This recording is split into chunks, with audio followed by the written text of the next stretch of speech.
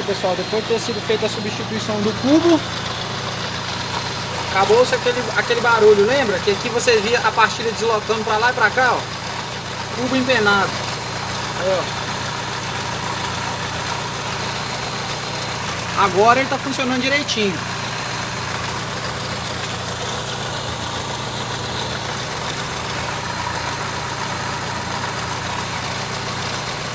Aí foi substituído o rolamento e o cubo. Aí, ó, cubo novo e rolamento novo também.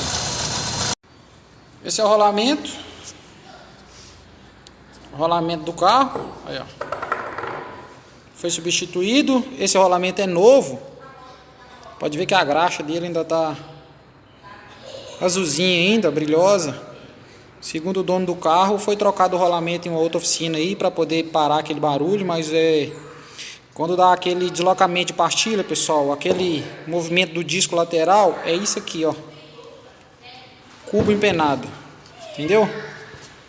Na maioria das vezes você pode até trocar o disco. Mas isso aqui, essa peça é fundamental. Se ela estiver empenada, você pode até colocar um disco novo que não adianta, ok?